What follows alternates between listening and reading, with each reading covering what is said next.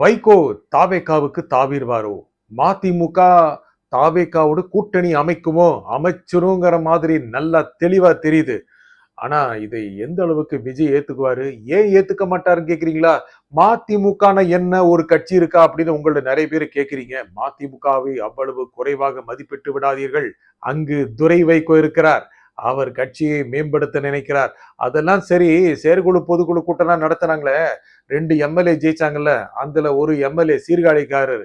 அவர் என்ன அப்படியே மதிமுக பக்கம் வர்றாரா? திமுகவிலே இருப்பேன் என்று சொல்லிவிட்டார். ஏன்னா அவர் திமுக உடைய சின்னத்துல நின்னவர். ஆமாங்க நாங்க அங்கேயே இருந்துருவோம் அப்படின்ட்டாரு. 2 எம்எல்ஏ, அதுல ஒரு எம்எல்ஏவை எடுத்துட்டு வர முடியல. நீங்கெல்லாம் கட்சி நடத்துறீங்களா அப்படின்னு திமுக கேக்குறாங்க. தாவேக்காவிலையும் நம்புறதற்கு ரொம்ப ரொம்ப தயங்குறாங்க. என்னங்க 2 எம்எல்ஏ வந்துருவாங்க, மதிமுக நம்ம கூட வருது, இன்னும் 2 எக்ஸ்ட்ரா ஆதரவு கிடைக்குது அப்படின்லாம் விஜய் அவர்கள் நம்பினாலும் கடைசியில அதுலயும் ஒருத்தர் பிச்சுட்டு போயிட்டாரே. உங்களெல்லாம் எப்படிங்க நம்புறது? உங்க வரலாறு எப்படிப்பட்ட வரலாறுங்க? எப்போ சீட்டு ஜெயிச்சாலும் ஆளுங்கட்சி பக்கம் போயிருவாங்க, இல்லைன்னா பெரிய கட்சி பக்கம் போயிருவாங்க. மதிமுகவின் கொள்கை எது எப்படின்னு எல்லாரும் கேட்க ஆரம்பிச்சிட்டாங்க. ஆகையால விஜய் அவர்களை, முதலமைச்சர் விஜய் அவர்களை திரு வைகோ என்னதான் சென்று பலமுறை பார்த்தாலும், துரைமுக அடிக்கடி சென்று போய் பார்த்தாலும், பேட்டிகளை கொடுத்தாலும், நாங்கள் உதயசூரி சின்னத்தில் நின்று விட்டிருக்க கூடாது, நின்றிருக்க கூடாதுன்னு என்னதான் புலம்புனாலும், அதனால திரு விஜய் அவர்களுக்கு என்ன லாபம் அப்படின்னு கேட்க நினைச்சிட்டாரு. ஒரு எம்எல்ஏவா? அந்த எம்எல்ஏவுக்காகவா மதிமுக ஒரு பொதுக்குழு செயற்குழு கூட்டம் எல்லாம் நடத்தி இந்த முடிவு எடுக்கணும் அப்படிங்கிற நிலைமை வந்துருச்சுங்க. திமுக பயங்கரமா செக் வைக்குதுங்க. அவங்களால முடிஞ்ச காரியம் இதுதான். ஏன்னா இருக்கிற 59 எம்எல்ஏக்கள்ல இந்த மதிமுக காரங்க 2 பேரும் போயிட்டாங்க, 57 ஆயிருச்சு அப்படின்னா உதயசூரியின் சின்னத்தில் நின்றவர்களும் சென்று விட்டார்கள் அப்படின்னு நம்ம எல்லாம் போட்டு வறுத்து எடுக்க மாட்டோமா? அதனால ஒருத்தர் அப்படியே பிராக்கெட் பண்ணி இந்த பக்கம் இழுத்து வச்சுட்டாங்க. ஐயா உங்களுக்கு எதிர்காலம் பிரகாசமாக இருக்கிறது, எங்கள் கூட வந்து விடுங்கள், உங்களுக்கு என்ன வேண்டும் என்று கேளுங்கள், செய்து தருகிறோம் அப்படின்னு நல்லா ப்ராமிஸ் பண்ணி எடுத்துட்டு வந்துட்டாங்க மாதிரி தெரியுதுங்க. அப்படின்னா மதிமுக தாவேக பக்கம் போகாதா அப்படி நீங்க கேட்கலாம். போகும். அந்த ஒரு எம்எல்ஏ வச்சுக்கிட்டு என்ன ஆட்டம் போடலாம் அப்படின்னு மதிமுக நினைக்குது. அநேகமா அவங்க தாவேக்கால கூட்டணி அமைச்சிருவாங்க. இப்ப அந்த ஒரு எம்எல்ஏவும் ராஜினாமா செஞ்சிட நிலைமை வரும். அங்கு தாவேக்கா கூட்டணியில் சேர்ந்து தேர்தல் நடந்து வென்று வந்து அமைச்சராகி விடலாம் அப்படின்னு நினைப்பாங்க. அவர் அமைச்சரான பிறகு ஜெயிச்ச பிறகு இங்கே இருப்பாருங்கிறதுக்கு என்ன உத்தரவாதம் இருக்கு? சரி, இதுல விஜய்க்கு என்ன லாபம் அப்படின்னா, முதலமைச்சர் விஜய்க்கு வருகிற எல்லா கட்சியினரும் லாபம் தான். அதிலும் மதிமுக ஒரு பெரிய பிராண்ட் இருக்கிற கட்சி, வைகோங்கிற பிராண்ட் இருக்கிற கட்சிங்க. துரை வைகோவும் ஒரு பிராண்ட் ஆகி வருவார். பல்வேறு விஷயங்கள் உங்களுக்கு தெரியும். அவருடைய தந்தையார் போலவே பல்வேறு கூட்டங்களில் அழுது விடுகிறார். இதெல்லாம் நல்ல பிராண்டு தான். இவங்கெல்லாம் வந்தாங்க அப்படின்னா திரு விஜய் அவர்களுக்கு கொஞ்சம் கொஞ்சமா நம்பர் சேருது இல்லையா? அப்புறம் 6 தொகுதியில் தான் தேர்தல் வருகிற மாதிரி இருந்துச்சு. இன்னும் ஒருத்தர் ராஜினாமா பண்ணா 7, 8 ஆயிரும். அப்புறம் அத்தனை தொகுதிகளிலும் ஏன் தாவேக்கா ஜெயித்து விடக்கூடாது? இப்ப இருக்கிறது அவங்களுக்கு 107. வருகிற தேர்தல ஒரு 6, 7 வந்துச்சுன்னா அதுவும் 2, 6, 7 சீட் எக்ஸ்ட்ரா போயிடலாம் அப்படிங்கிற நிலைமை இருக்குங்க.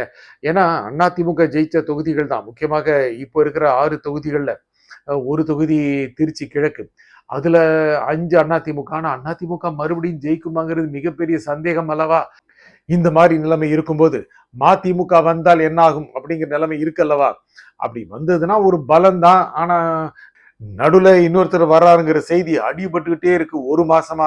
விஜயபாஸ்கர் அவரு விராலிமலை தொகுதியை ராஜினாமா பண்ணாரு. பண்ணிட்டு என்ன பண்றாரு? அங்கு மறுபடியும் அங்க இருக்கின்ற வாக்காளர்களுக்கு பரிசு பொருட்களை வழங்குகிறார். எவ்வளவு நல்ல ஒரு எம்எல்ஏ பாருங்க.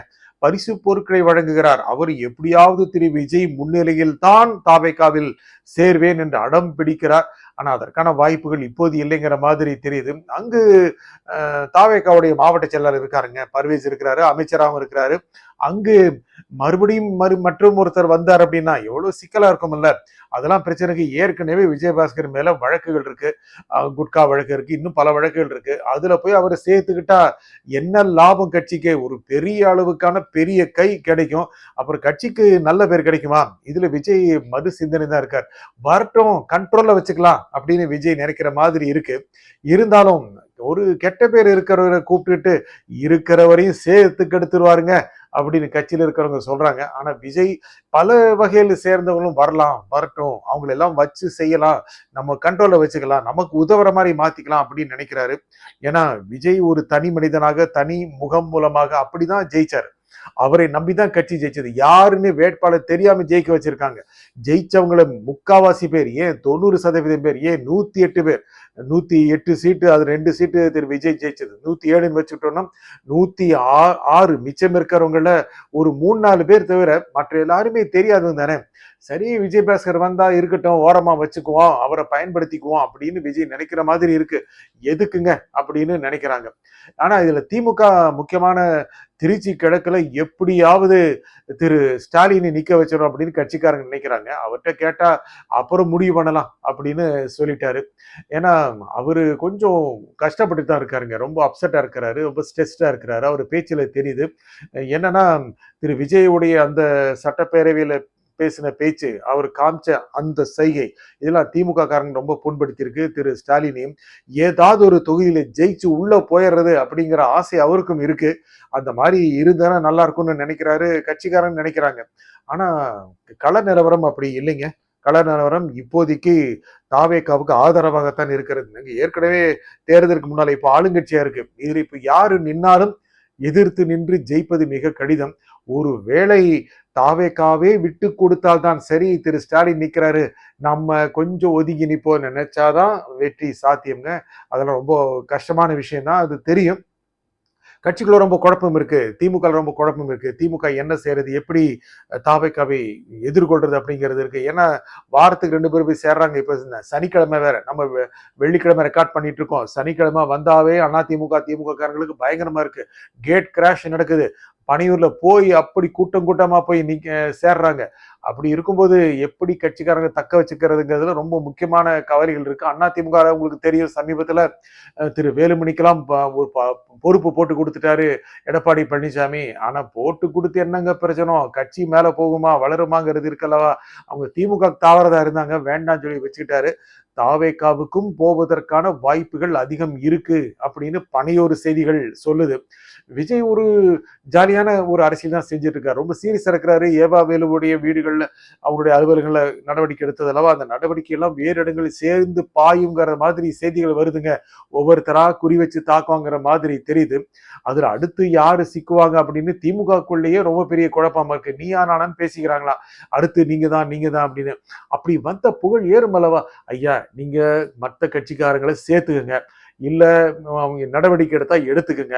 அப்பப்போ இந்த மாதிரி பஸ்ல போறது, அப்புறம் இந்த மராத்தான்ல ஓடுறது, இதை மட்டும் செய்யாதீங்க அப்படின்னு கெஞ்சி கேட்டுக்கிறாங்களாம் திரு விஜய் அவர்கள்கிட்ட. ஏன்னா சரி போனோம், மரத்தாலே துவக்கி வச்சோம், ஒதுங்கி நிக்காம அதுல 3 கிலோமீட்டர் ஓடுறது, நடுவுல நின்று கூட ஓர கூட செல்ஃபி எடுத்துக்கிறது, படம் போடுறது, அது வைரலா போறது, இந்தியா ஃபுல்லா அதே பேசுறது, இது மட்டும் செய்யாதீங்க அப்படின்னு திமுக அதிமுக ரொம்ப கோரிக்கை விடுக்கிறாங்களாங்க. நன்றி, வணக்கம்.